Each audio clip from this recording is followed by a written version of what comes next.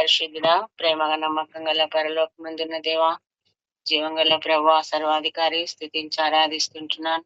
ఉదయకాలం నుండి ప్రభా ఆయా పని పాటల్లో మీరు తోడుగా ఉండి సాయంకాలం సమయం రాత్రి సమయంలో అడ్మిన్ గ్రూప్ లోనికి తండ్రి మమ్మల్ని అందరినీ తీసుకొచ్చిన నీ ప్రేమను బట్టి స్థుతించి ఆరాధిస్తుంటున్నాను. దేవా, నేను ఆత్మతో సత్యంతో నిన్ను ఆరాధించాలని నీ యొక్క ఉద్దేశాన్ని బట్టి వందనములు.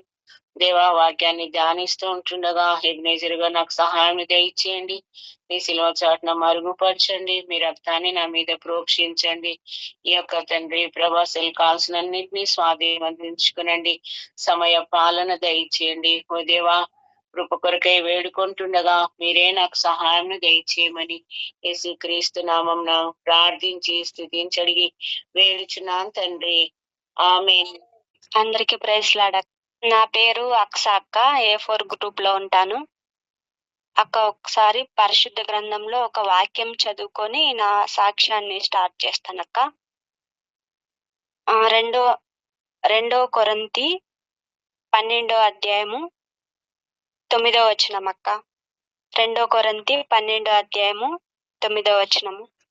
అందుకు నా కృప నీకు చాలు, బలహీనతయందు నా శక్తి పరిపూర్ణమగుచున్నదని ఆయన నాతో చెప్పెను. మా విలేజ్ వచ్చి అక్క కురమాల, పుట్టపర్తి డిస్టిక్, నల్లమాడ మండలము. కురమాల అని ఒక చిన్న గ్రామం ఉంది.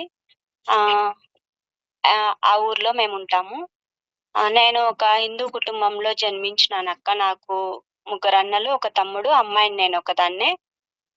తర్వాత మా పిన్ని వాళ్ళకు లేరు, మా పెద్దమ్మ వాళ్ళకు లేరు అమ్మాయిలు. నేను ఒకదాన్నే కావడం వల్ల నన్ను చాలా గారాబంగా పెంచుతూ వచ్చారు, భక్తిపరంగా పెంచుతూ వచ్చారు. ఆ విధంగా నేను చిన్నప్పుడే చాలా విగ్రహారాధనలో చాలా అలాగా అలవాటు పడిపోయి ఉండేదాన్ని. అయితే 6th క్లాస్ కి నన్ను దేవుడు ఏర్పరచుకొని హాస్టల్లో జాయిన్ చేయించారు. అక్కడ నుంచి నాకు దేవుడు తన్ను తానే నాకు తెలియచేసుకుంటూ వచ్చాడనమాట. నేనైతే దేవుని వెతకలేదు, దేవుడే నన్ను ఏర్పరచుకొని అలాగ హాస్టల్లో నేను చదువుకునేటప్పుడు ఒక అక్క ద్వారా నాకు కొత్త నిబంధన బైబిల్ ఇవ్వడం జరిగింది. ఆ బైబిల్ మీద ఈ వాక్యము ఇంగ్లీష్ లో ఉంది, my grace is sufficient for you అని చెప్పేసి. కానీ నాకు అప్పుడు ఆ వాక్యం నాకు అర్థం కాలేదు. తర్వాత నిదానంగా నాకు అర్థమైంది అనమాట. అలాగా హాస్టల్లో చదువుకుంటూ నేను నర్సింగ్ GNM కంప్లీట్ అయిపోయేదాకా హాస్టల్లోనే ఉన్నాను అనమాట. ఇంటర్ 10th అన్ని అయిపోయేదాకా.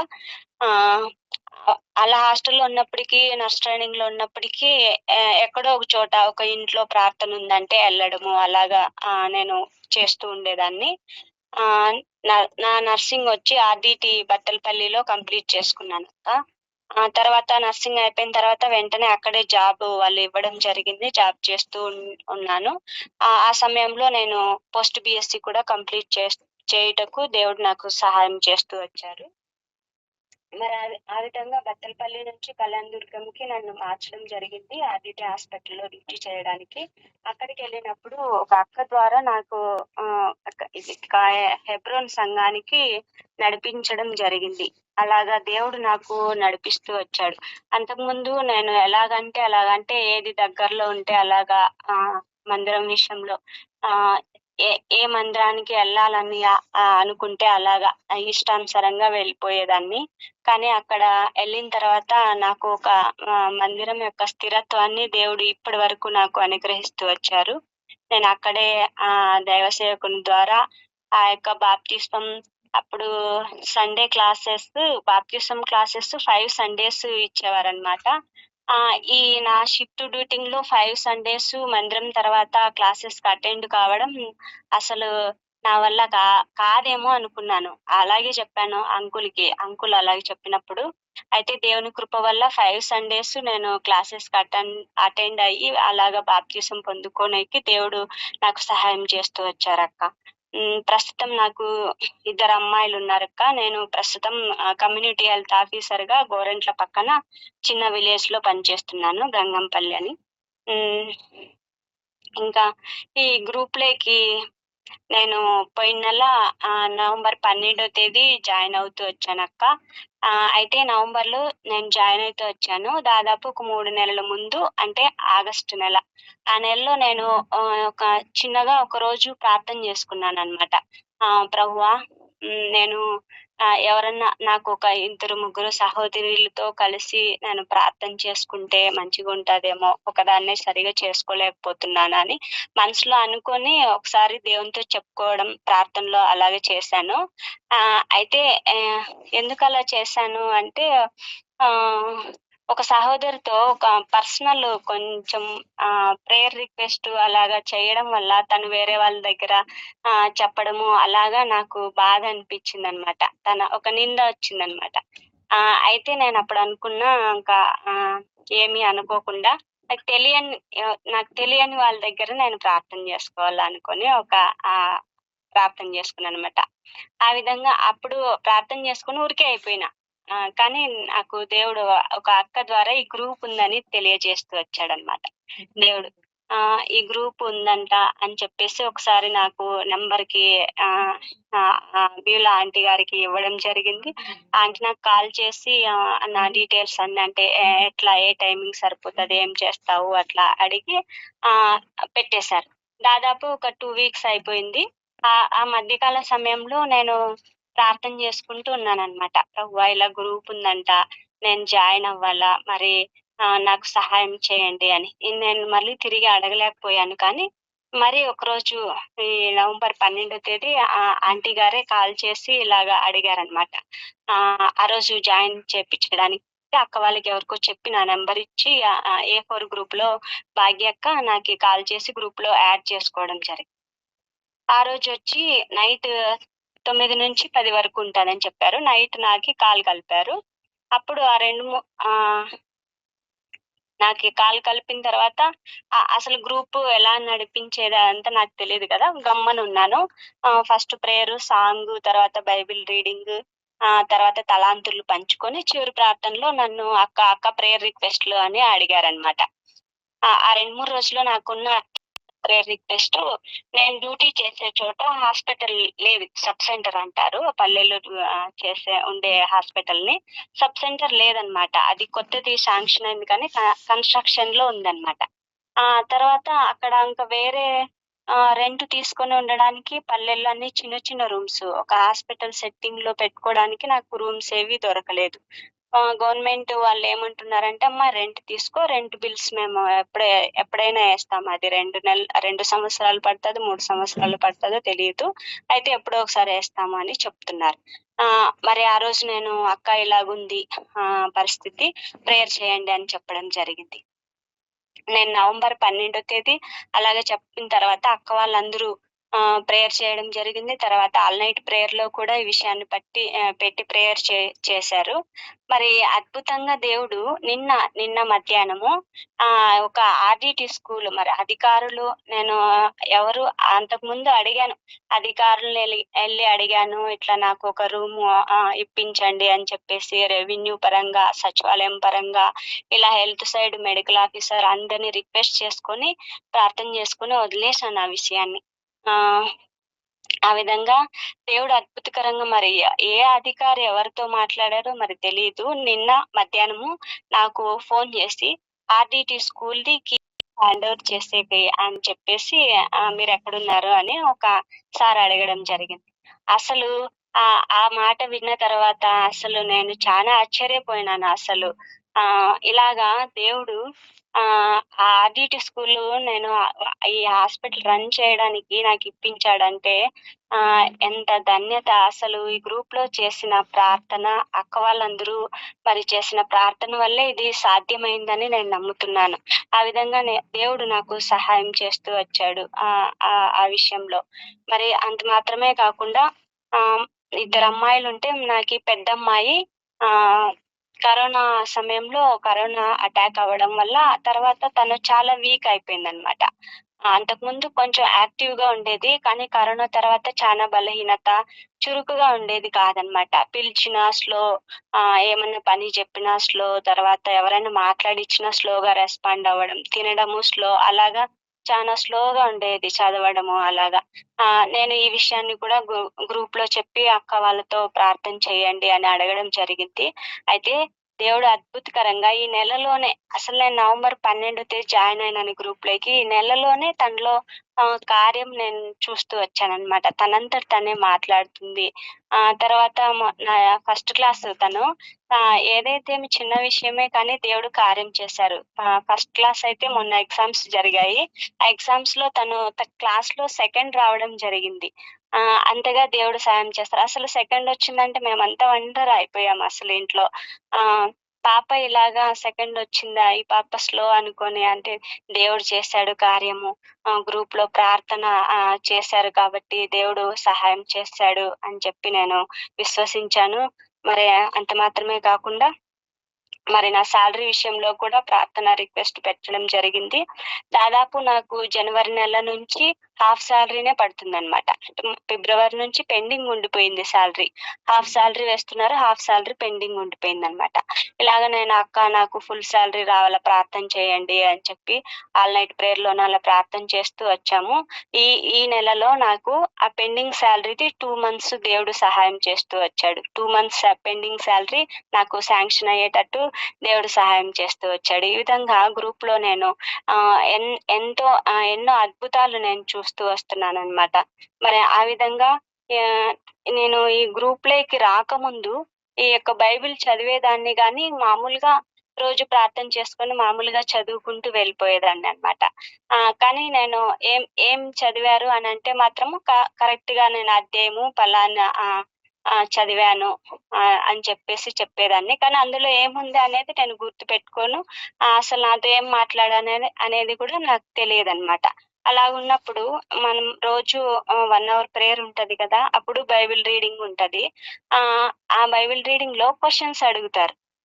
రోజు ఒక అధ్యాయం చదువుకొనెళ్ళాల. అలాగా ఈ క్వెషన్స్ అడుగుతారు అనే దాని కోసము నెమ్మదిగా, నిదానంగా చదవడం నేను అలవాటు చేసుకున్నాననమాట. ఆహ్ అంటే చదివి ధ్యానించడము. ఎందుకంటే ఒక ఎగ్జామ్‌కి ప్రిపేర్ అయినట్లుగా నాకనిపించిందనమాట. అయితే దాంట్లోనే ఎన్నో విషయాలు నేను తెలుసుకుంటూ వచ్చాననమాట. దేవుడు నాకు సహాయం చేస్తూ వచ్చాడు ఆ విధంగా.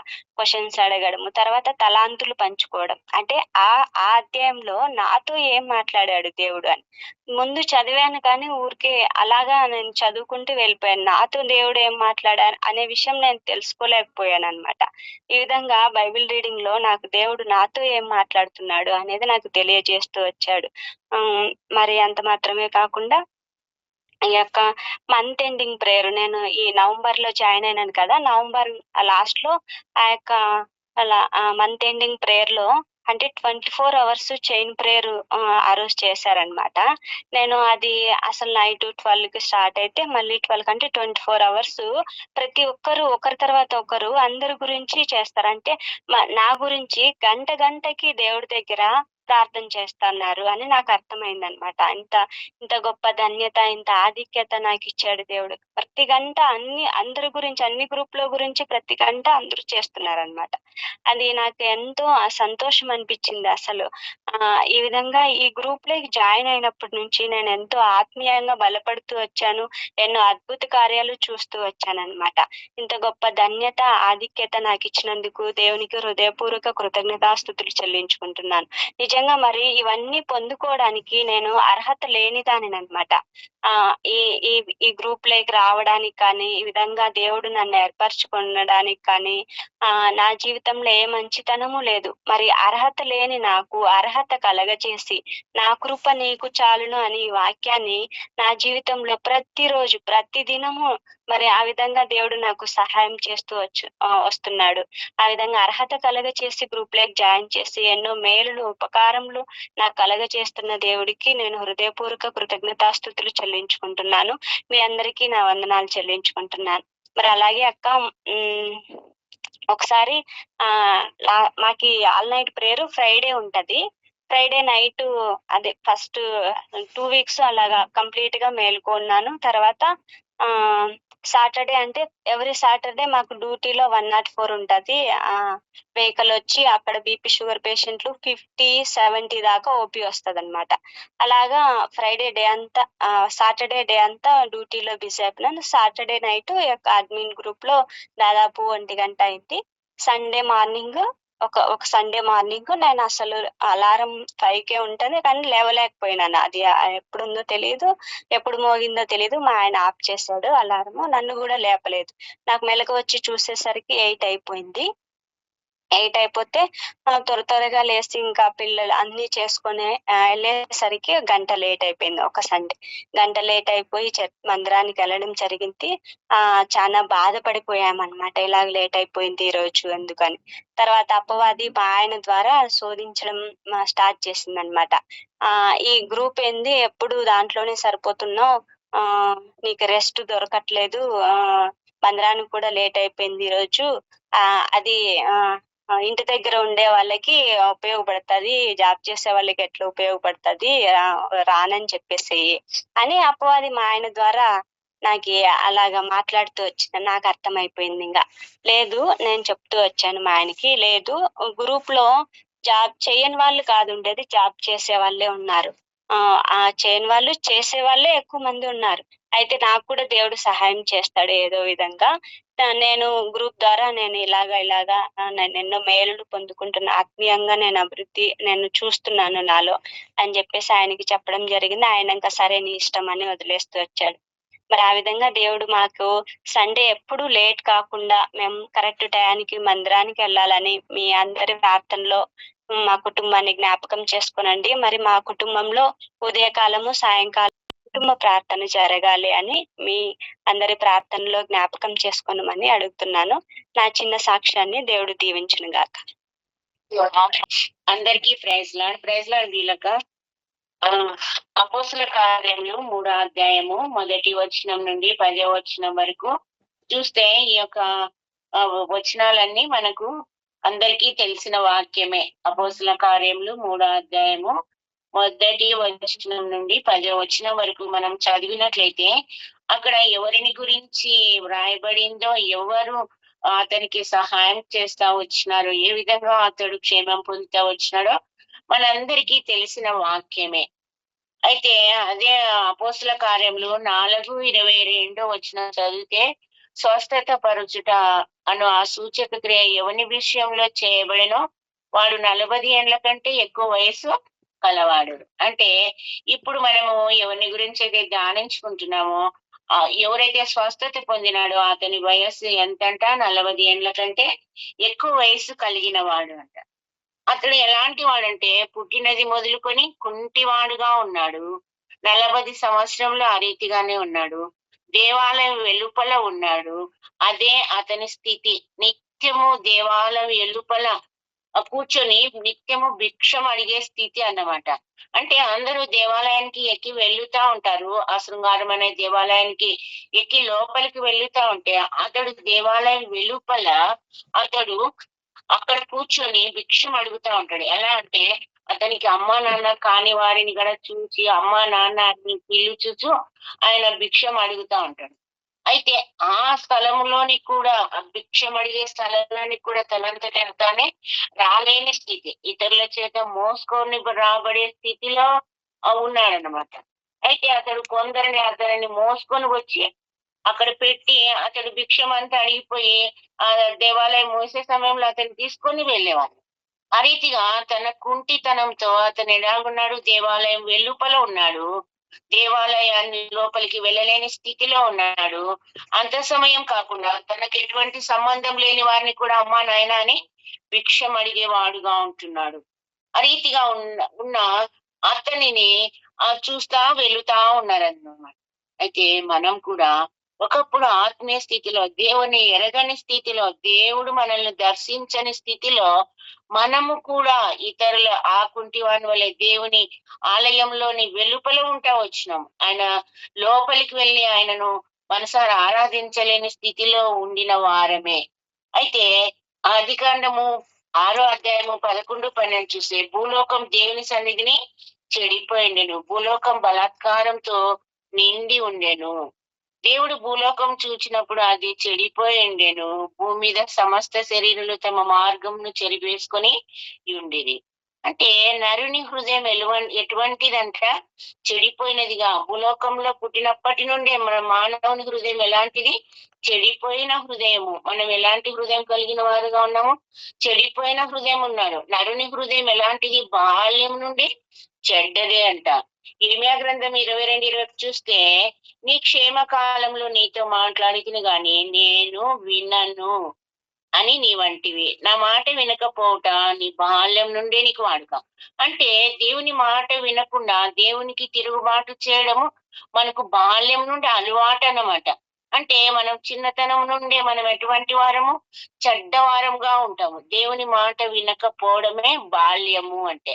అంటే చిన్నగా ఎంత పెద్దవాళ్ళైనప్పటికిని వాళ్ళకు మంచి బుద్ధి దేవుని ఎరగని స్వభావం కలిగిన వాళ్ళని ఏమంటారు? వానికి బుద్ధి లేదులే అని మాట్లాడతారు కదా! ఆ రీతిగా దేవుని మాట వినకపోవడమే బాల్యము. అదే ఏమంటాడు కీర్తనాకారుడు 51:5లో, నేను పాపంలో పుట్టిన వాడను, పాపంలోనే నా తల్లి నన్ను గర్భమును ధరించెను. అంటే మనము తల్లి గర్భంలో నుండే పాపులము. దేవునికి పనికిరాని వారము. దేవుని పేరు స్మరించుట కూడా మనము యోగ్యులం కాము. దేవుని సన్నిధిని సమీపించుట కూడా యోగ్యులం కాదు. లేవీయులకు రాసిన లేవి కాండంలో ఒక మాట ఉంది 21:18. ఏలయనగా ఎవని యందు కళంకం ఉండునవాడు గుడ్డివాడే గాని, కుంటివాడే గాని, ముక్కిడివాడే గాని, విపరీతమైన అవయవములు గలవాడే గాని అతడు దేవునికి ఆహారం సమర్పించుటకు సమీపించకూడదు అట. అంటే మన హృదయంలో ఇంత పాపము బాల్యం నుండే దేవునికి మనము ఆ లోబడని వారముగా, ఆత్మీయ కుంటి వారముగా ఉన్న మనము దేవాలయంలోకి సమీపించలేని యోగ్యత లేని వారము మనము. అటువంటి స్థితిలో ఆ కుంటివాడు 40 ఏళ్ల సంవత్సరం గల వాడు కుంటిగా దేవాలయం వెలుపల ఎలాగు పడి ఉన్నాడో ఆ రీతిగానే మనము కూడా ఆ దేవుని సమీపించలేని స్థితిలో మనం కూడా ఉన్నాము. మన స్థితి కూడా అలాంటిదే అన్నమాట. అయితే అపోస్తుల కార్యములు 3:4 చూస్తే, పేతురు యోహాను వాని తేరి చూచి మా తట్టు చూడుమనిరి. అంటే ఆ యొక్క కుంటివాడిని చూసినప్పుడు పేతురు యోహానులు ఏమడుగుతున్నారు? మా తట్టు చూడుము అన్నారు. ఆ కుంటివాడు లక్ష్యముంచి ఏం అడగలేదు. వచ్చిపోయే వాళ్ళను అమ్మ అమ్మ అంటున్నాడు గాని ఎవరిని ఆయన లక్ష్యముంచి వాళ్ళ వైపు ఆయన గురిపెట్టి చూడలేదు. తనకు కావాల్సిన డబ్బులు ఊరికే అడుగుతున్నాడు అమ్మా నాన్న అని. అయితే పేతురు యోహానులు అది చూచి ఏమంటున్నారు? మా తట్టు చూడు అంటున్నాడు. అప్పుడు అతడు వారి యొద్ద తనకేమైనా దొరుకునని, అంటే అందరు ఇచ్చే కొంచెం చిల్లర కంటే వీళ్ళ దగ్గర ఇంకా వెండి బంగారాలు ఏమన్నా ఉంటాయేమో అని అతడు వాళ్ళ మీద లక్ష్యం ఉంచి చూసినప్పుడు, అట్లా అటువంటి స్థితే మనం కూడా దేవుణ్ణి ఒక లక్ష్యం కలిగి, ఒక గురి కలిగి మనము దేవుణ్ణి ఎప్పుడూ దేవుని వైపు మనము చూడని వారంగా ఉంటా ఉన్నాం అన్నమాట. అయితే అటువంటి మనలను ప్రభువు విమోచించాలని ఆశపడుతా ఉన్నాడు. మనం కూడా ఒక లక్ష్యం లేని వారిగా, గురి లేని వారిగా, బాల్యం నుండి పాపంలో, తల్లి గర్భంలో నుండి పాపంలో ఉన్న మనల్ని కూడా దేవుడు రక్షించాలని 1 పేతురు పత్రిక 1:18-19 ప్రకారము పితృ పారంపర్యమైన వ్యర్థ ప్రవర్తన విడిచిపెట్టినట్టుగా వెండి బంగారంల వంటి క్షయ వస్తువుల చేత మీరు విమోచింపబడలేదు గాని అమూల్యమైన రక్తం చేత, అనగా నిర్దోషమును నిష్కలంకమగు గొర్రె పిల్ల వంటి రక్తం చేతనే విమోచింపబడితురని మీరు ఎరుగదురు కదా. ఆయన మనల్ని ఏ రీతిగా విమోచించడానికి లోకానికి వచ్చినాడు? అమూల్యమైన రక్తం చేత, గొర్రెపిల్ల వంటి అనిష్కలంకమగు రక్తం చేత మనల్ని విమోచించడానికే ఈ లోకానికి వచ్చినాడనమాట. అయితే మన పాపం ఎటువంటిదంటే, మన పాపము కీర్తనకారుడు ఏం చెప్తున్నాడు? కీర్తన 49:7-8 చూస్తే, ఎవడును ఏ విధము చేతనైనను తన సహోదరుని విమోచింపలేడు. వాడు కుళ్ళు చూడక నిత్యము బ్రతుకున్నట్లు వాడి నిమిత్తము దేవుని సన్నిధిని ప్రాయచితం చేయగలవాడు ఎవడునూ లేడు. వారి ప్రాణ విమోచన ధనము బహు గొప్పది అంది, అది ఎన్నటికీ తీరక అట్లుండవలసినది.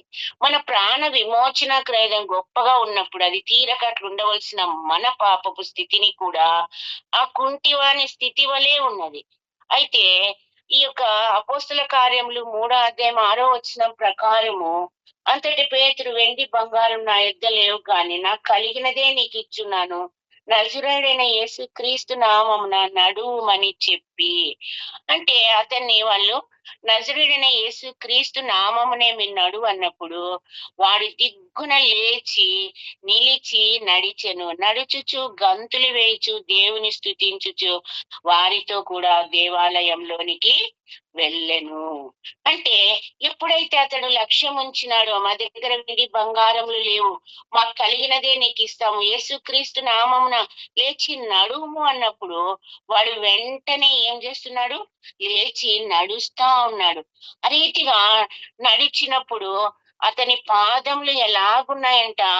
స్వార్థ ప్రకటించుచు, సమాధానం చాటించు, సువర్తమానం ప్రకటించు, రక్షణ సమాచారం ప్రచురించు పాదములు పర్వతముల మీద ఎంతో సుందరములు ఉన్నాయి. అతని పాదములు ఇప్పుడు ఏమైపోయినాయి?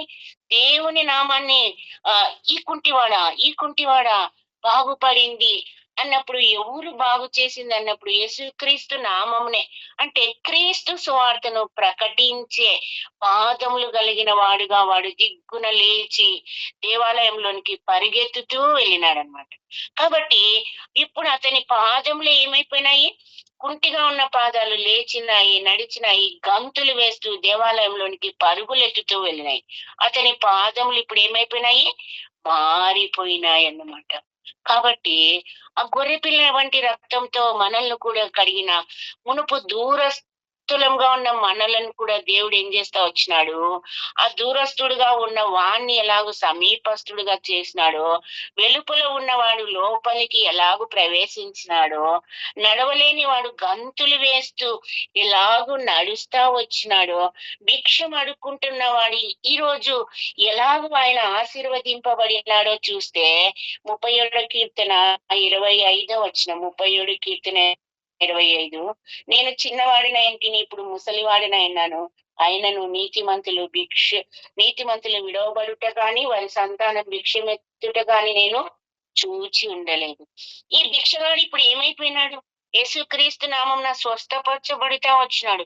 వారి మీద లక్ష్యం ఉంచి, వారి మాట విని, వారి వైపు చూచి, వారు చెప్పిన మాట విని లేయుట ద్వారా ఇప్పుడు ఏమైపోయినాడు? అతను పరిశుద్ధపరచబడిన వాడుగా, ఆ కుంటితనం పోయిన వాడుగా, నీతిమంతుడుగా ఆయన తీర్చబడుతా వచ్చినాడు. ఇక ఇప్పుడు అతడు ఏం చేస్తాడు? ఎన్నడూ అతడు ఏం చేస్తాడు? భిక్షం ఎత్తాడనమాట. ఎంత భిక్షం ఎత్తు 40 సంవత్సరాలు జీవించిన అతడు ఇక ఎప్పుడే కానీ ఆయన భిక్షమెత్తడు. అతడు విడవబడిన వాడుగా ఉండడనమాట. ఆ రీతిగానే మనం కూడా మొదట ఆత్మీయ కుంటి వారమే, ఏ లక్ష్యము లేకుండా నిరీక్షణ లేని వారమే, దేవాలయ వెలుపల బాల్యంతో, చెడ్డమైన హృదయంతో, తల్లి గర్భంలోనే పాపంలో పుట్టిన వారమే, పరలోక తండ్రి తన కుమారుని పంపించుట ద్వారా ఆయన మన నిమిత్తము ఆయన ఆ శిలువలో తన ప్రాణమును రక్తమును అర్పించుట ద్వారా అమూల్యమైన ఆ యొక్క రక్తం చేత, అనగా నిర్దోషమును నిష్కలంకము గొర్రె పిల్ల వంటి రక్తం చేత ఆయన మనల్ని విమోచించుట ద్వారా మనకి ఏమొచ్చింది? రక్షణ వచ్చింది. ఎలాగొచ్చింది? ఆయన ఏంటి? విశ్వాసం ఉంచుట ద్వారానే మనకు రక్షణ ఎలాగొచ్చింది? ఉచితమే. అయితే ఆ ఉచితమైన రక్షణ మనకి ఎలాగొచ్చిందంటే ఆయన యందు మనము విశ్వాసం ఉంచుట ద్వారానే మనకు రక్షణ కలుగుతా వచ్చిందనమాట. మనమైతే ఆ రక్షణ కొరకు మనం ఎటువంటి ప్రయాసం పడలేదు. ఎవరైతే దేవుని యందు విశ్వాసం ఉంచుతారో ఆ విశ్వాసం ద్వారానే వాళ్ళు ఏమైపోతారు? రక్షింపబడుతూ వస్తారు. యేసుక్రీస్తు సువార్త ద్వారా, శ్వాసం ఉంచుట ద్వారానే మనం ఏమైతే వచ్చినామో రక్షణ పొందుతా వచ్చినాం అన్నమాట.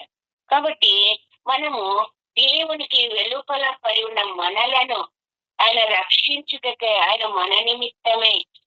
హెబ్రీయులకు రాసిన పత్రిక 13వ అధ్యాయంలో ఒక మాట ఉంది అన్నమాట. ఏమంటే రోమా 5:1 చూస్తే, కాబట్టి విశ్వాస మూలమున మనము నీతిమంతులుగా తీర్చబడి మన ప్రభువైన క్రీస్తు ద్వారా దేవునితో సమాధానం కలిగి. అంటే ఒకప్పుడు దూరంగా ఉన్నవారు, ఒకప్పుడు ఏ నిరీక్షణ లేని వారము, ఒకప్పుడు దేవుని వెలుపల పడి ఉన్న మనలను యేసుక్రీస్తు నుండి విశ్వాసం ఉంచుట ద్వారా ఆయనలో విశ్వాసం ఉంచుట ద్వారా నీతిమంతులుగా తీర్చబడినాము. ఏ గురి లేని మనలను యేసుక్రీస్తు ప్రభువు తండ్రి తన చేయి విడిచిపెట్టినప్పుడు ఆయన పాపాలన్నింటినీ తన మీద వేసుకొని మన పాపపు శిక్షనంతా భరించి చేతిని పట్టుకొని ఆయన తండ్రి చేతిలో ఉంచి మనల్ని సమాధానపరిచిన వాడిగా ఉంటున్నాడనమాట. ఆ రీతిగా చివరగా మనం చూస్తే హెబ్రీయులకు రాసిన పత్రిక 13వ అధ్యాయం 12వ వచనంలో ఏముందంటే, కావున యేసు కూడా తన స్వరక్తం చేత ప్రజలను పరిశుద్ధపరచుటకై గవిని వెలుపట శ్రమ పొందెను. ఆ కుంటివాడు ఎలాగ వెలుపట ఉన్నాడో ఆ రీతిగా మనం కూడా దేవునికి దూరంగా ఉన్న మనలను తండ్రికి సమీపస్తులుగా చేయటకే ఆయన గవిని ఎలుపట ఏమైతే వచ్చినాడు, మన నిమిత్తమే శ్రమ పొందుతా వచ్చినాడు అనమాట. ఆ రీతిగా ఆయన శ్రమ పొందుటను బట్టి ఆయన మనలను ఆ యొక్క మందిరంలోనికి అనగా వెలుపలనున్న మనలను ఆయన సమీపస్తులుగా చేస్తా వచ్చినాడు. ఆ రీతిగా చేయడం ద్వారా ఈ 15వ వచనంలో, కాబట్టి ఆయన ద్వారా మనము దేవునికి ఎల్లప్పుడూ స్తుతిగానం చేయదము అనగా ఆయన నామమును ఒప్పుకొనుచు జిహ్వాఫలము అర్పించుదుము. ఆయన నామాన్ని ఎలా ఒప్పుకోవాలి మనము అంటే, ఆయన మన హృదయానికి ఎంతో దూరంగా ఉన్న మనలను రక్షించి మన నిమిత్తమే ఆయన కల్వరి శిలువలో ఎలాగో ఆయన శ్రమ పొందినాడు. ఆ కల్వరి శిలువలో 3 మేకుల మధ్య వేలాడుతూ ఆయన తల నుండి రక్తం కారుతూ అందరూ అపహసించి ఆయన మీద ఉమ్మి వేసి హేళన చేసి పిడిగుద్దులు గుద్దుతూ అవమానపరుస్తూ వచ్చినప్పటికీ అవన్నింటినీ ఆయన సహించినాడన్నమాట. కాబట్టి ఈ దినము మన కొరకై మనకు రావాల్సిన శిక్షణ అంతటిని ఆయన మీద వేసుకొని ఆయనకు దూరంగా ఉన్న మనలను ఆయన ఇంటిలోనికి చేర్చినాడు. ఆత్మీయ కుంటితనము తీసివేసి గంతులు వేస్తూ నా రక్షకుడు అయిన యేసు క్రీస్తు అని ఆరాధించే హృదయాన్ని మనకిచ్చినారనమాట. కాబట్టి ఈ దినము మన హృదయార్పణ జిహ్వాఫలము మనము దేవునికి ఇట్టి తలంపులతో ఆరాధించ బద్దులమై ఉన్నాము. ఆమేన్. ప్రేంగల తండ్రి, పరలోకమున్న మా దేవ, మరోసారి నాయన ఈ రాత్రి కాల సమయంలో నీ పాద సన్నిధిలో నేను కూడా సాగిలపడి నీ నామాన్ని స్తుతించి ఆరాధిస్తుంటున్నాను ప్రభా. అవును తండ్రి, నాయన కూడా మీరు మీ ప్రేమ జాలి దయా కనికరం చూపిస్తూ వచ్చినందులకే వందనములు చెల్లించుకుంటున్నాను. కుంటివాడు ఏ రీతిగానైనా నడవలేని స్థితిలో నాయన తండ్రి పేతురు యోహాను వైపు ఆశతో తేరి చూస్తూ వచ్చినాడు. నా జీవితంలో కూడా ప్రభా మరి పాపం అనే కుంటితనంలో నేను కూడా పడి ఉన్నప్పుడు ప్రభా మీరు నన్ను జ్ఞాపకం చేసుకున్నందులకే వందనములు చెల్లించుకుంటున్నా.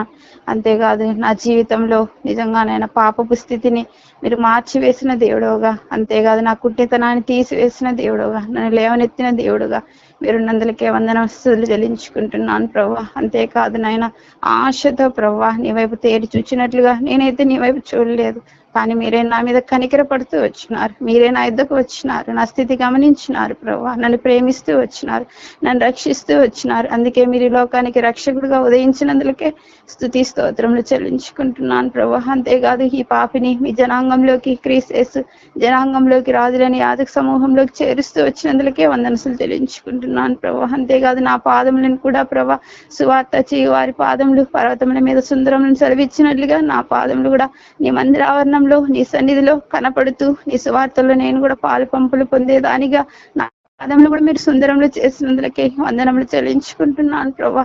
నిజంగా దూరస్తురాల్ని నీచురాల్ని దౌర్భాగ్య స్థితిలో పడి ఉన్న నన్ను ప్రభా ఇంతగా ప్రేమించినారు. అంతేకాదు మీరు గొప్ప క్రయధనాన్ని నా కొరకే ఆ కల్వరి శిలువలో అర్పిస్తూ వచ్చినారు ప్రభా. గవిని వెలుపట నా కొరకే శ్రమ పొందుతూ వచ్చినారు, నా కొరకే అవమానం నింద నిర్లక్ష్య పెడుతూ వచ్చినారు. నిజంగానైనా నన్ను రక్షించడానికి నన్ను విమోచించడానికి మీరు సమస్త యావత్ బాధను మీరు భరిస్తూ వచ్చినందులకే ప్రభా ఏమిచ్చి నీ రుణము తీర్చుకోగలరు ప్రభా. నా కొరకే సమస్తాన్ని మీరు ఆ కల్వరి శిలువలో చేసి ముగించిన మీ గొప్ప బలియాగమును బట్టి వేలాది స్తుతి స్తోత్రములు చెల్లించుకుంటూ, అంతేకాదు నేను మీరు చేసిన క్రయానానికి నేను ఏమి ఇచ్చినా నేను రుణస్తురాలు. ఎందుకంటే నా యాత్ర జీవితంలో ఇంకనే విజ్ఞాపనకర్తగా మీరు తండ్రి కుడి పార్శ్వం నుండి నా కొరకే విజ్ఞాపన చేస్తున్నందులకే వేలాది స్తుతులు స్తోత్రములు చెల్లించుకుంటున్నా.